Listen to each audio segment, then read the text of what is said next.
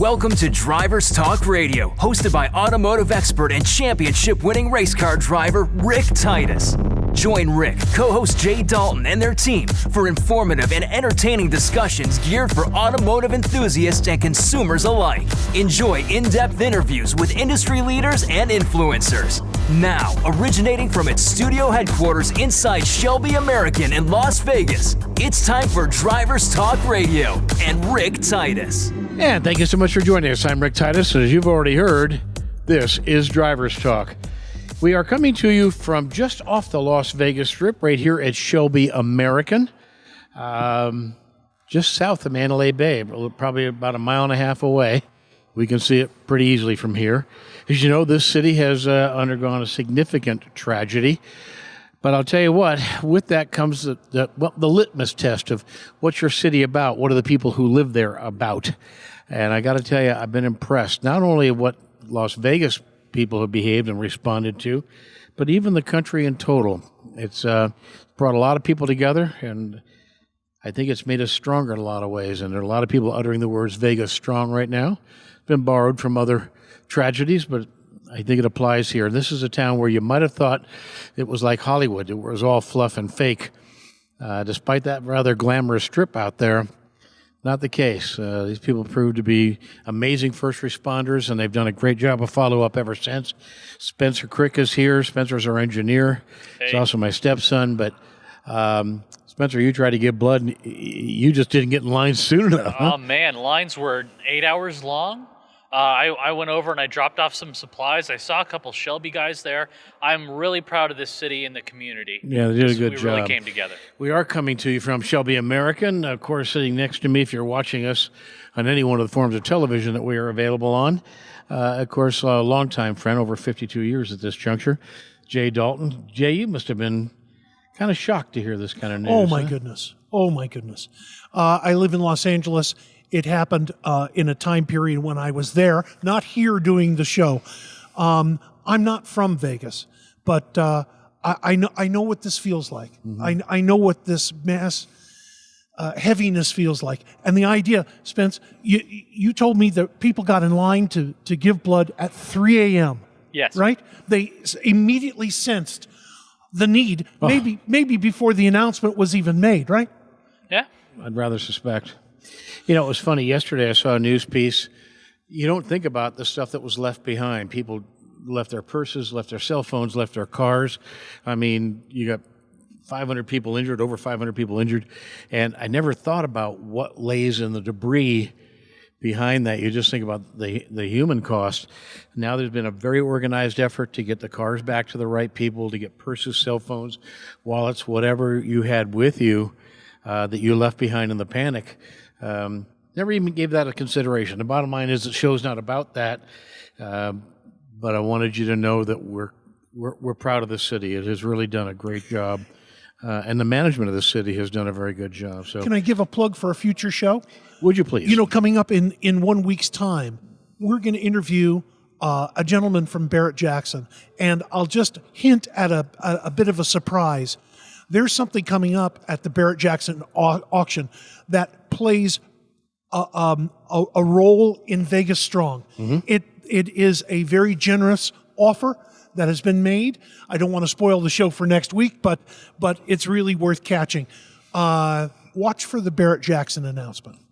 You know, if you've been listening to this show or watching this show for any time at all, you know that I talk a great deal about how automotive reality shows, to which there are now a plethora, have generally get ruined by the producers of those shows, who very rapidly do their best to turn them into infomercials to make more money from them. I've told you there aren't but a handful. Iron Resurrection, I think, is one that I really admire. Phantom Works, you can learn a few things there. But Dave Kindig and, of course, Bitchin Rides is still my favorite. Good news is, back on the show a little later in the program, Dave Kindig will be here, by phone anyway. And we look forward to talking to him. He's a good cat. We'd like to get Kevin on, too, because maybe Dave can't keep up with him, but I think I can keep up with Kevin and see if I can't outsmart-ass him. In any event, a lot going on, news to report, a lot happening in the industry. Let me jump in right here. We have a quick eulogy to be made from a guy that's truly made his name in NASCAR racing, Robert Yates. Not only as a team owner, but he worked originally with Holman Moody in the 60s, 50 years in the business Wow, I of didn't NASCAR. realize he was from Holman and Moody. I didn't know that. 50 years and an awful lot of victories with his engines and engine building. Now it's gone on to Roush Yates engines, if I'm not mistaken. And Robert Yates' son Doug currently runs Roush Yates engines. But this is the quote that stays with me.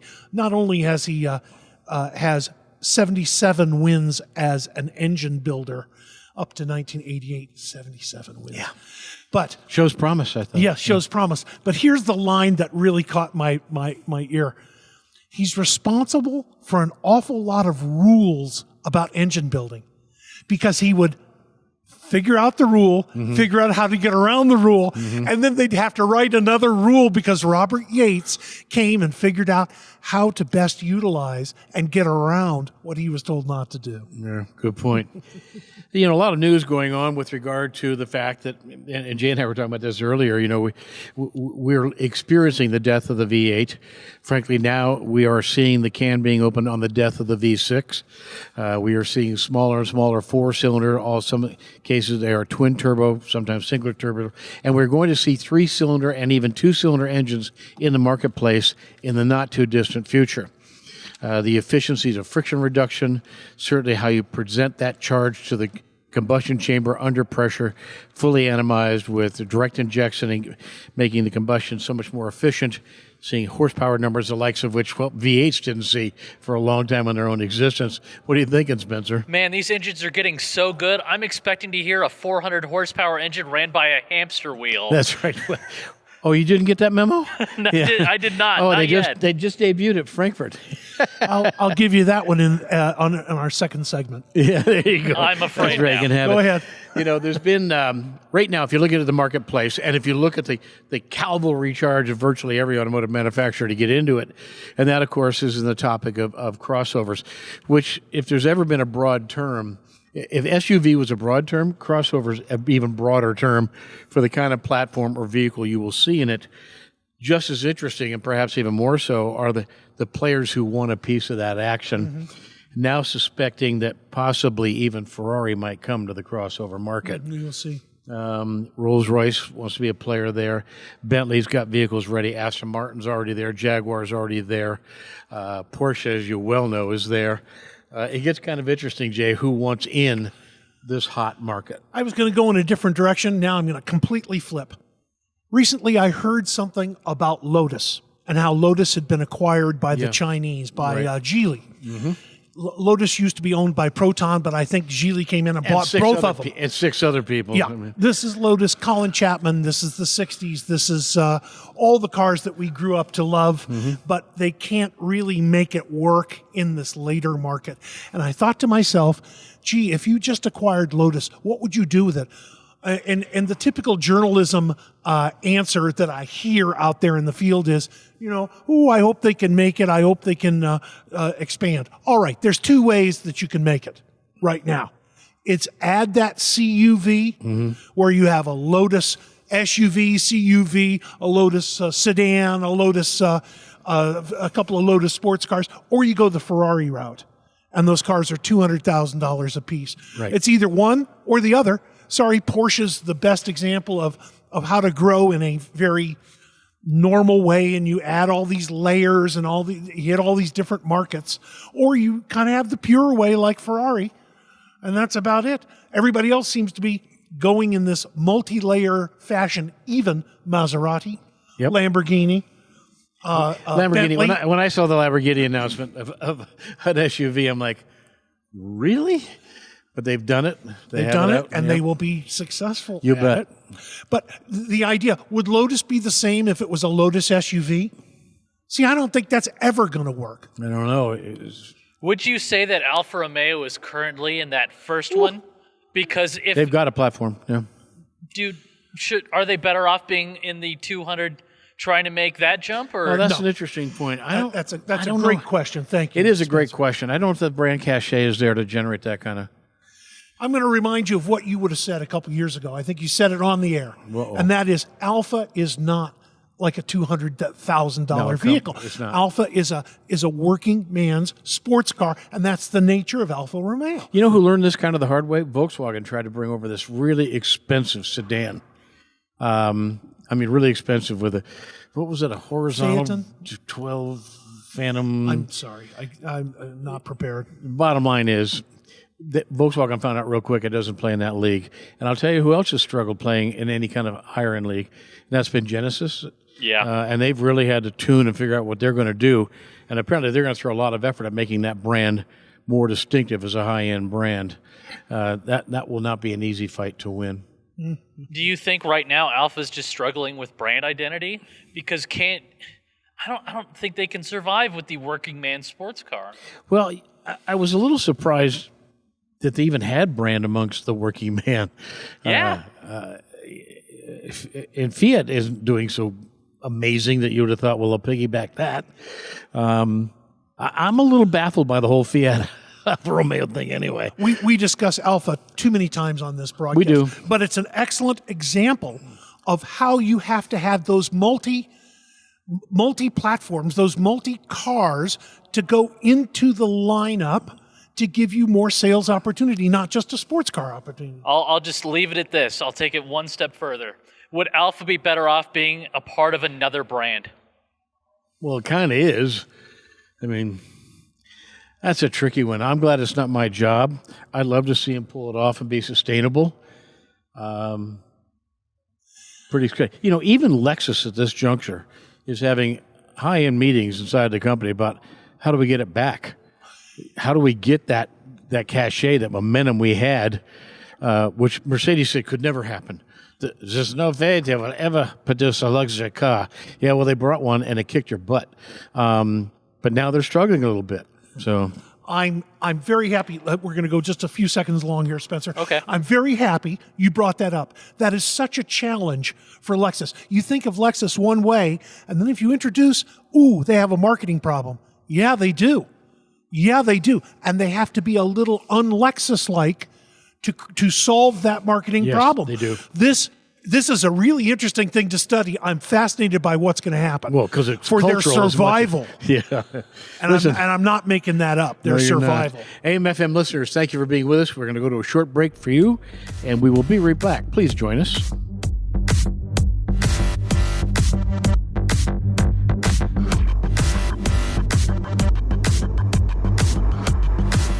And welcome back to Driver's Talk. Rick Titus, Jay Dalton, and of course, Spencer Crick. We're kind of talking that funny phase that the whole industry is in right now. Here we are, 17 million sales here in general. We do not think it's going to be better this year than last. 17 is probably not going to beat 16, despite having some months that were red hot, other months not. Of course, we somewhat created a market with hurricanes, so that may bolster things and help things along. I've heard that. But the industry in total is kind of conflicted. I mean, everyone wants to rush into having a crossover or an SUV. Everyone's trying to decide how hybrid electric should we be, how fully electric should we be, how much money should we be spending on autonomy.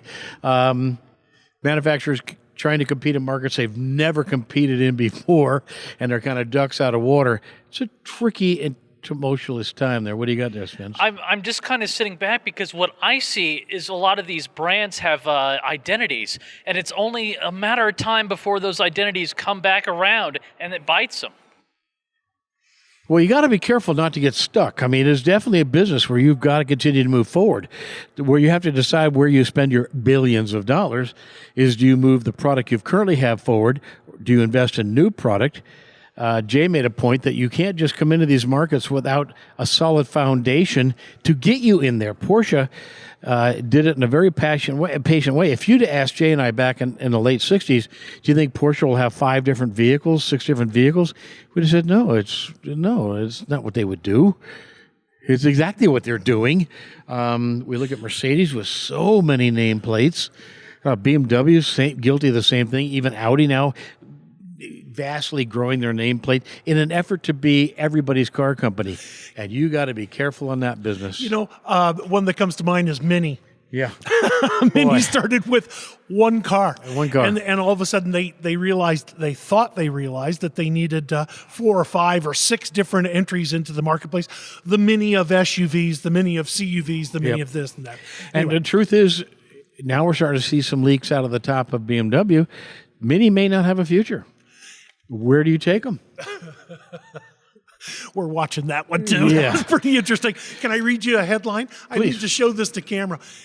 I hope you can get that, Spencer. This headline reads, "Death of gas and diesel begins at GM as they announce plans for their all-electric future." Yep. This occurred October 2nd as they came with a media event to the GM Technical Campus in Warren, Michigan. I know exactly where that is. Yep. And GM believes in an all-electric future. This was Mark Roos saying this. GM is committed to driving increased usage and acceptance of electric vehicles. This is interesting, being told from a 10 million vehicle car company. Yeah. They're in the top 3, VW, Toyota, and GM, 10 million at a time. It's a two-pronged approach. Battery electric and hydrogen fuel cell is what they've just said. Interesting, Rick. It is interesting. They're not the only ones saying it. They're not the only ones saying. I'll get to that in just a second. Okay. Ready? Less than 1% of EV sales currently in Germany, Norway, Canada, China, and the Americas. So what they're proposing means less than 1% in today's sales. You're right. So that's a complete overhaul. Speaking of complete overhauls, Wall Street Journal, 2 days later.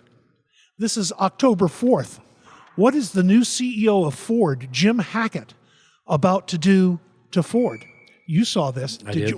Which number made you cringe? I mean, which set of numbers? Set of numbers. Yeah. Jim Hackett took over from Mark Fields. Mark Fields enjoyed 3 years at the helm of Ford Motor Company. Sorry, Mark Fields is a terrific guy and a bit of a friend. Mm-hmm. I think so. And I like Mark.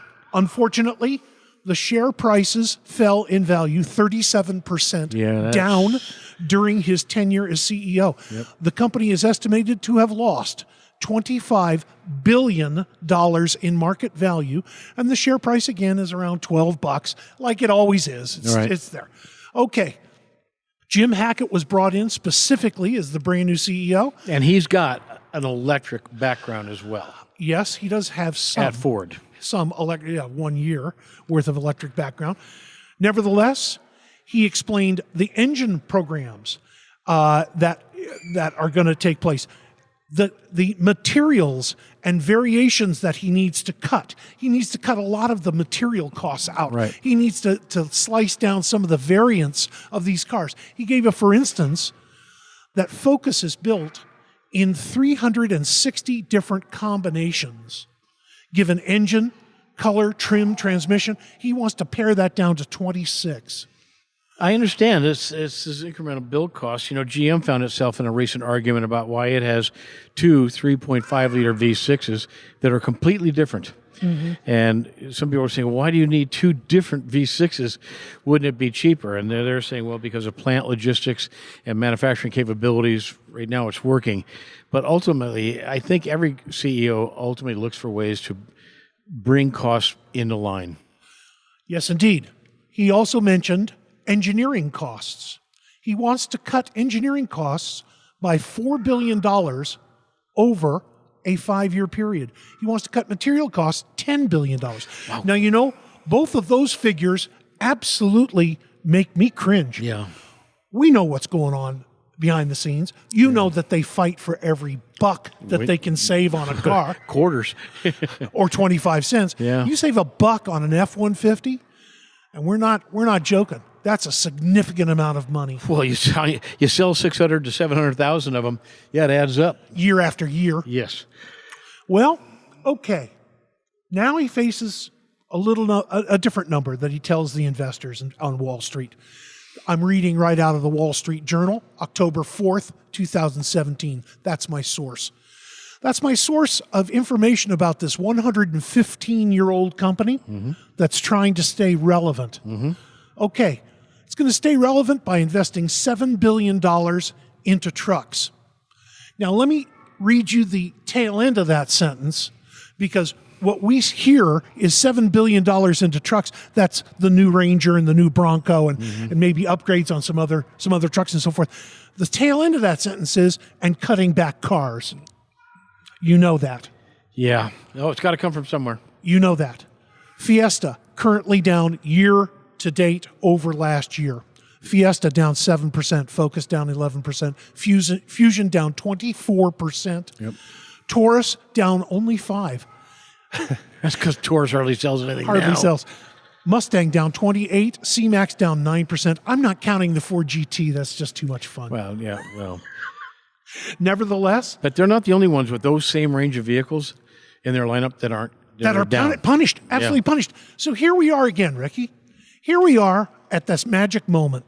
I want to remind you, and I've spoken of this on the show before. I'm sorry to repeat myself. It's 2003. We're looking out the window. We're looking at the Ford Motor Company headquarters, and we're watching the Tri-Motors fly around the headquarters on the 100th Ford airplanes, birthday. Yeah. Yep. And I look over at you, you look at me, and we both agree that what they should be doing right now is building a better car. Yes. And they did. Yes. Alan Mulally built better cars right now. They were slow to react, but they did it. Here we are in that same situation again. Yeah. They're going to get truck heavy and car light. Yep. So what makes this different, my Well, friend? this is sometimes, Jay, the tail really does wag the dog, because shareholders carry more gravity than customers, which has always bothered me. And that, ladies and gentlemen, is a mistake. And you can artificially convince yourself that the customer's telling you they're happy, because you have an outlet where in which you can force more car sales than would have happened naturally, because it isn't the end buyer, it's the dealer who's really buying the cars. Very true. So you can mislead yourself, because you can force your reps to go out and force dealers through hog tying methods to take more cars than they probably really want. Which they then have to get rid of. They got rid of, which now mandates that you now put money on the hood. So yes, you sold a lot of cars, but what did it cost you incrementally to sell those cars? There are so many ways to fool yourself, because in the end, the only person, it seems to me, that these large corporations are trying to appease are shareholders. You know, that's exactly opposite what Jeff Bezos said at Amazon. Jeff Bezos, we've watched What's him. he know? Come on. We watched him take this idea out of his garage into the number one retailer, maybe in the world. And he says, the customer's always first. I don't care about anything else. Customer. That's it. This time, we're in a little different situation, and I realize we're running out of time here.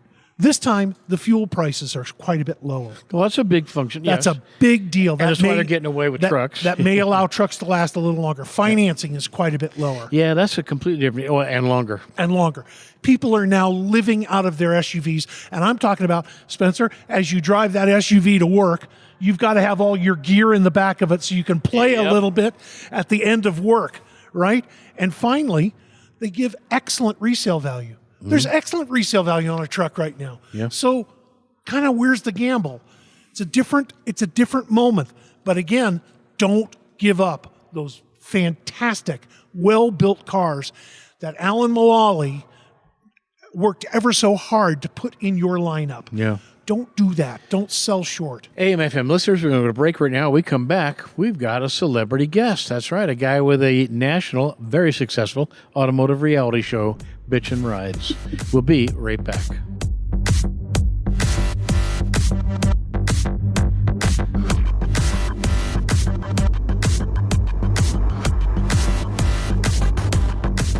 And welcome back to Driver's Talk. Rick Titus, Jay Dalton, and of course, Spencer Crick.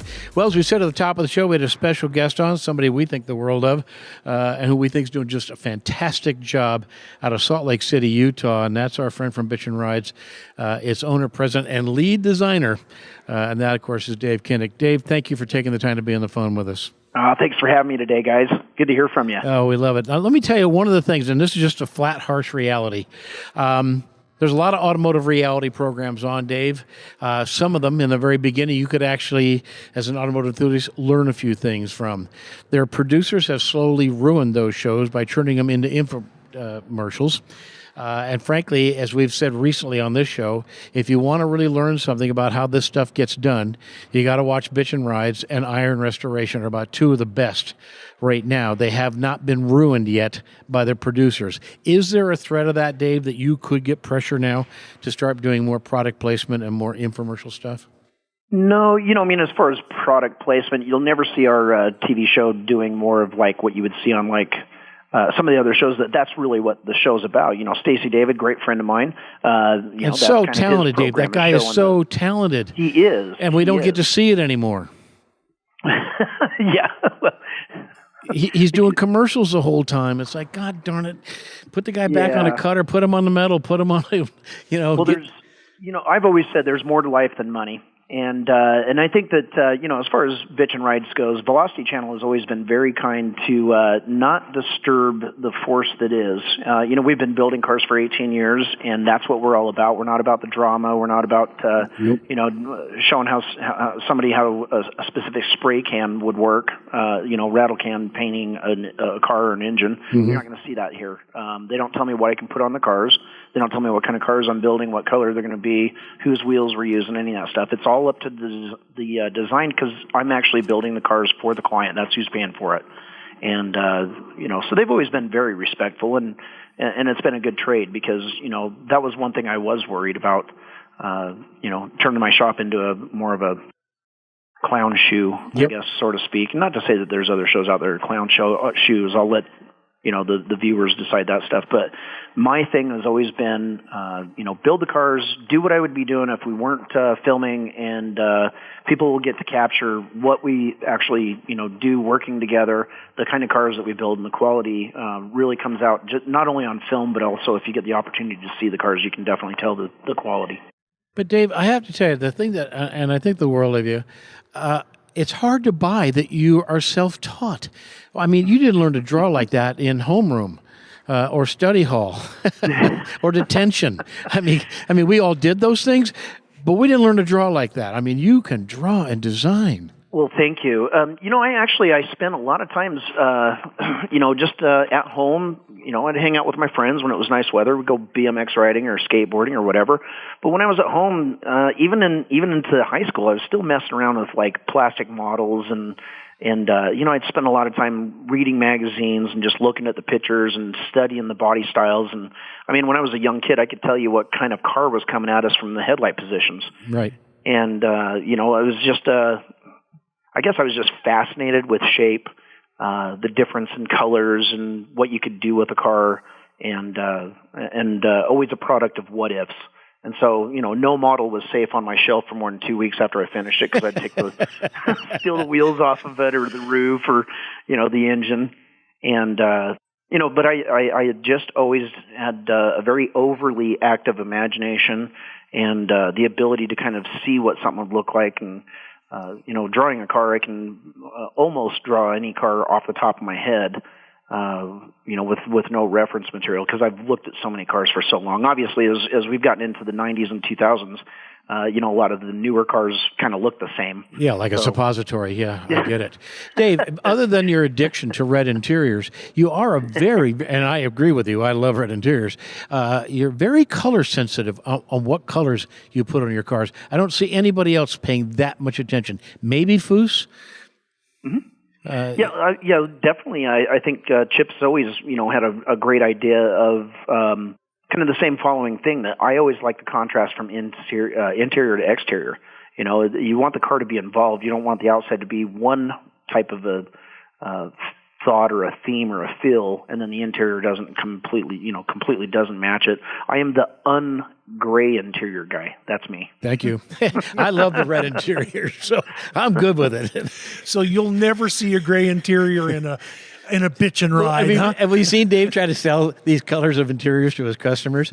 He's got some that just are dead set against it. And somehow, by the time they leave, I guess we're going red. He wears them down. I remember growing up, and my mom had a '64 Impala station wagon. It was white exterior and it had the red interior, and I always just kind of thought that was cool, and it was a memory that I had. And realistically, as you get more involved in what the late model cars that are coming out and the styling that are coming out of the factories, you're starting to see more of the red interiors coming back instead of the same gray, taupe, tan, beige, black.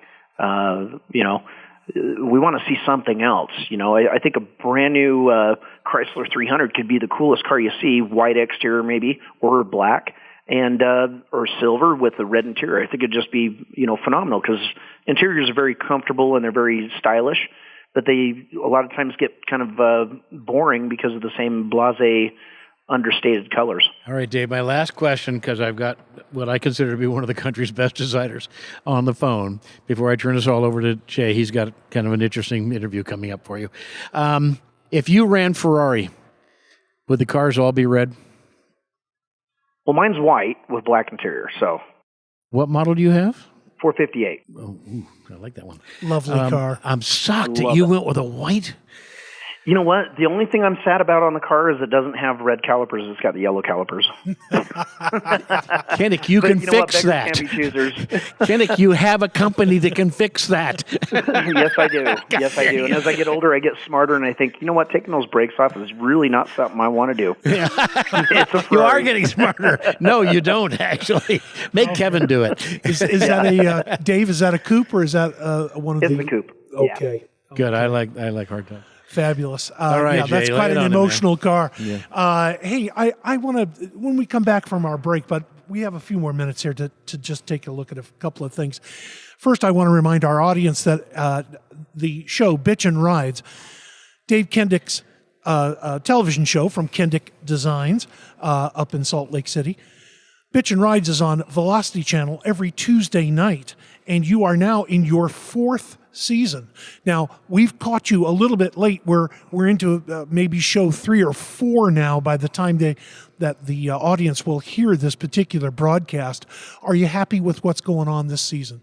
Oh, absolutely. The first 2 episodes are actually simultaneous, which was the kickoff on October 3rd, and that was at 57 Fort Fairlane, and we had a great response. We sure enjoyed watching it. It was a great story. The next episode is the Camaro. That's actually they call it episode 3, and then episode 4 that we'll get to see this next week is going to be a '67 Nova that you've probably seen in the first 3 seasons sitting in the background. Yeah. So, yeah. but last week's premiere with the Camaro, it is absolutely awesome. Can't wait. Obviously, one of the most customized vehicles in America, Camaros and Firebirds. But hey, one problem that we've had over the years, we do a lot of film, and trying to convince the client what you're about to do. You're waving your arms around and maybe you're drawing something on a board and so forth. Do you have any tricks for us or for our audience? How do you get the client to see? Because so few people have the imagination to see the way you see things. Is there any trick to that? Do you follow any rules of thumb? No, when I get with a client, I just kind of fill out what it is that they want to build and what their capacity for customizing, or more maybe conservative, keeping it more of a resto.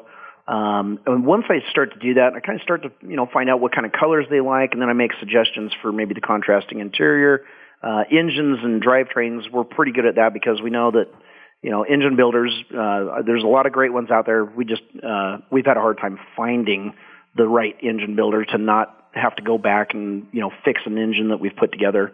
I love crate engines, whether it's a Ford or Chrysler or Chevrolet. I just love those because plug and play, But within a couple of minutes, I'm already driving that car up and down the road in my mind, and then being able to project it back to the customer with a rendering, kind of talking about what it is that we put together for theme and colors, stance, wheels, all of that stuff comes to life on the paper, and then they're like, "Yeah, let's do it," because we have a build sheet at that point. We know exactly what we want it to look like. You had a pickup guy on recently who loathe light-colored interiors, and you were bent on hell. It's getting a tan interior, and that's how it's going to go. And I think I know his method. It's, that's great. That's what you want. What I'm doing is... Well, I'm not the first one. Henry Ford used to say you can have any color as long as it's black. Black, yeah. And Foose is pretty good at grinding his customers into what he wants. Now, we just have a minute before we have to go to break. But, Dave, you're kind of in this with your customer, aren't you? They may have the money, but it's really the two of you going down this road, isn't it? Yeah, by far. That's the most satisfying part of it, too, is the fact that, we make a connection of, hey, we're doing this together, and we get past the uncomfortable point of what it could possibly cost. And then at that point, we're just creating something, and we're having fun doing it. And that's what makes this business so enjoyable, is that it is fun to do. We're building stuff that's kind of expensive that nobody really needs, and we're having a blast doing it, putting the cars together and having that high five at the end with the client, that we created something together and had a lot of fun doing it, and then we go out and show it together. It's a great time. Done a good job, built a heck of a company. We're very proud of that. AMF and listeners will go to break right now. We'll be right back. More with Dave Kindig.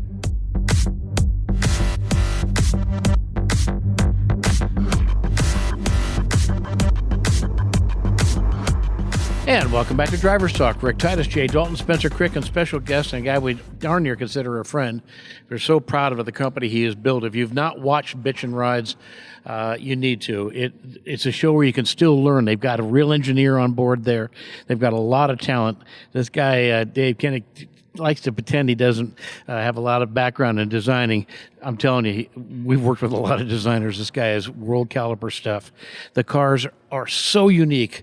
It doesn't copy anybody. It's all original thinking, and some difficult, no shortcuts taken. There's a lot of difficult conclusions, Dave, that you guys end up making, that there would have been easier ways, but to get the result you were after, it was important. Jay, I just want to get one smart-ass thing in here, just so Kevin knows what he's getting into. One? Yeah. Oh, air two, Dave. Dave's on to us. Yeah, that cat's out of the bag, damn it. Here's the deal. We come from a motor racing background, and one of our great teammates when we were racing with Celine was a world-class female driver by the name of Desiree Wilson. And Desiree, who's won a Formula One race, lots of endurance races, the Porsche Cup. She was with us on the Ford team when we won the championship. Lives in Salt Lake. I want to send her by to show Kevin how to hold a steering wheel. Dave's laughing. I got it. He's killing me. He's killing me, Dave. I can't stand to watch it. He's the top side. He's got his lean on, and he's down with it. Yeah, and it's all so wrong, Dave. It works just fine for a sport truck, maybe not a Ferrari. Thank you. Exactly. Or anything else with speed or any kind of reactive handling. So I'm telling you in advance, I'm sending Des by. She's going to clear this up for poor Kevin. Lessons. Perfect. Hey, so maybe she can teach him some manners too. That would be awesome. Oh, I don't know that even Des could do that one. Is she potty trained? Yes. Des is potty trained. Yeah, she is. We know that from endurance racing. I'm sorry. We've driven 24-hour races with her. We know. Hey, we're speaking with Dave Kindig from kindigit.com. And I said last time when you were on the phone with us, Dave, on our last interview, that you'd be doing yourself a disservice not to go and visit your website. It is an outstanding website. Well, thank you. You should be very proud of it. Did you do the designing on that as well? No, actually, it's I always have a little bit of input and stuff, but actually, my daughter Bailey, she works for us. She has for quite a while, and she's very sharp on that stuff. So she's actually put a lot of the content in there and helped with the design. But that website we launched about a year and a half ago, and it's brand new. It's cutting edge. It was from Axis, and which is a local company here. It does a lot of big company websites, but they did a fantastic job, and that's kind of the brainchild of Bailey and myself and my wife Charity. Bailey has done a fantastic job. I'll tell you, I just saw the episode where she was driving the T-Bucket little pickup that they've had, and the size of her eyes when she got in the throttle the first time. What's funny is they cut most of that out. She went up and down the street probably a good 12 times. Oh, did she really? And I'm standing at the driveway entrance waiting for her to come back, and I'm like, she's not coming back. She just kept going up and down the street and woo, and just nailing the gas. And, Seemed to be having and then fun. I had to think back of a little girl in a pink coat and a little purple backpack running into her first day at kindergarten with her little blue eyes and blonde hair. That's what I called her, my blue-eyed, blonde-haired devil. And, disappearing into the crowd. And I got a little teary-eyed on that first day of school and watching her run up and down the street in that hot rod, with a 327 in it and doing a burnout every time. I was like, oh, gosh, man, the things have sure changed. They have changed. Still stayed the same. Yeah, I was pretty proud of her. You can meet the entire Kindig family by visiting kindigit.com. That's KINDIGIT.com. Kindig. Has your teenage son not damaged his second truck? As a matter of fact, he did. Oh. But we're probably not going to fix it on the TV show this time. I think we're going to just let him pay for it. Oh, ouch. All right, you got to do love. this pop quiz. Tough love. Hey, Dave, now we thought, because we've interviewed you once before, we thought, you fall into a really interesting category of person where we might want to do a lightning round with you. This is the Customizer's lightning round, and just 10 questions just to get your feel for which direction to go here on customizing subjects. Like the first question is flames or pinstripes? Pinstripes is a lack of commitment. Unless you're doing like old school, I always say there's an S or a stripe for every seat. So pick your poison. That was an interesting response. Very nice. Baby moons or wire wheels? Baby moons. Billet aluminum or chrome or paint? Billet chromed, but one off. Wow. Probably black chrome as well. Yeah. No, actually, black chrome is what I call something trendy. I haven't seen much. We haven't put any black chrome on any of my cars. Wow. This is becoming a little more interesting than I thought it was going to be. Ready? Pickup beds. Pickup beds. Polished wood or stainless steel? Polished wood. Slammed or raked? Depends on the ride. Absolutely.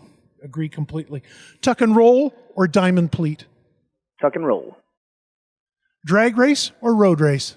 Road race. Thank you. Deuce coupe or roadster? Deuce coupe. Supercharged or turbocharged? Supercharged. Now the tough one. Yeah. Car hop or drive through? Oh, car hop all day long. Well, it depends on where it's at and how long it's been established, because, never mind. Pretty soon you got redheaded dudes coming out with striped shirts. Can I take you? Would you want a milkshake? No. Like, where's the chicks, man? Thank you. Exactly. Chicks on roller skates. That's exactly what it takes, doesn't it, Dave? That's how it's going to be sold. Thank you for helping us in our pop quiz. Let's talk for just a minute about the partners that help support your show. These are real serious people. Sirius XM Radio, Carhartt, Miller Equipment, Borla. How on earth did you get these people? Did they come to you, or did you go out and get them, Dave? Well, actually, a lot of them, we all wear work gear and stuff. The Carhartt, we want something that has something like a tough skin. You know what I mean? When you're rolling around on the ground and grinding and stuff, you don't want to explode into flames because your Levi's started on fire. But we've had so many great partners. Kicker Audio has been around in our shop forever. We've had Borla exhaust going through here. Millers, we've been welding with mainly Millers forever. And up until about a year ago, we just went ahead and got rid of the last of the other brand and went all Miller. But actually, some of the biggest and best ones ran into a gentleman that was a fan of the show and knew of our shop beforehand, and was actually with Axon Nobel, which is Sickens Paint. And this relationship started about 2 years ago. We're actually launching a full custom color line at the SEMA show this year. There's 32 custom colors. I can't tell you anything more about that because you'll have to stay tuned for it. But that is a huge deal for us, being able to, because I've always created custom colors. Mm-hmm. Now they're published, and anybody can get those colors. So you and your painter don't agree on what to name them, I notice. Well, I don't speak Spanish very well. I know some Spanish. Oh, we know you don't speak Spanish very well, Dave. Yeah. Dave Kindig, hold on. You've just laid a little bombshell on us here, because do we get to announce this a week before the SEMA show, that you have your own paint line? We can announce that. That's fine. We just can't tell you what the name of it is, and I can't tell you any more about it, but we're going to have some great examples all over the SEMA show. We actually have seven vehicles going to the SEMA show as it sits right now, located in different booths. We've got one in Kickers, one in Borla's. We've got two in Axon Nobel. I've got one out for the Velocity channel, as well as we're going to have our 18-wheeler rig out there that everybody got to see the rig get overhauled over at Ralph's RMD Garage Yep. over at Ralph's Yep. place. And so we'll have that actually out front set up in all of its glory, which is awesome. And then also we're going to be debuting a new product for the first-gen Camaros, which is our carbon fiber laid-back wing. It's called the flat-out spoiler. And those are actually available now. And so we're going to have two vehicles on display with those, both that black 68 that we had at the SEMA show last year, as well as the 69 that was just seen last week. The gray one, that's going to be on display as well. So, Dave, when you were growing up, do you remember Metaflake paint of course, with candy apples and so forth? What I guess I should ask you. Let me start this question a little differently. What paint did you use when you first started out? What influenced you at the very beginning? basically anything I could get my hands on that I knew I could actually put on there and it wouldn't fall back off. My experience again was basically watching other people do stuff and then going home and figuring out how to do it on my own. And so some of my first paint jobs, actually, I was spraying a lot of DuPont Chroma Base. Yes. And got very used to that product for a great time. I still have great friends at DuPont. I then moved to PPG, and again, went good 7-8 years with that product. And then we had the opportunity to do this deal with Axon Nobel, and it was time to move to other things with the ability to work with the very top of the laboratories, testing, chemists. They can make pigments whatever colors I want, make them do anything I want. We do all of the testing, and we're all the way from primers all the way through clear coats. I find this very exciting, Dave. Well, Sorry, my background is paint. But Jay started with Emerald. Well, not a great way Emerald was pretty good in the day, wasn't it, Dave? Oh, yeah. But not the easiest thing to start with. Not the easiest thing to start with. Ricky, we're out of time, man. I know. Hey, Dave, we walk up to you at the SEMA show. Are you going to pretend you know us, or are you going to pretend you never heard of us before? No. I'll be watching for you guys. All right, my buddy. Hey, as always, we're so proud of you. The show's great. Please tell Kevin we love him. He's an important add to that program, and I know he's a dear friend of yours. So we wish you all the luck in the world. We look forward. We are definitely going to seek you out at SEMA, my friend. That sounds wonderful. I look forward to catching up with you guys. All right, buddy. You be safe. Thanks for the time. We appreciate it. Well, there you have it, folks. Those are the kind of guests we love. People that we respect, who are doing it right and doing it honestly, and doing it with the customer in mind. We appreciate that so much, and so much creativity over there at Dave's place. That said, we wish you open roads and safe motoring. We'll talk to you next week. Thanks for watching Drivers Talk Radio. If you're watching this on YouTube, click that subscribe button and never miss a video. Or if you'd like to check out more, click on that video to the right. If I'm talking to you on AutoWorks.tv, I'm afraid we're out of time. We'll see you on the next one.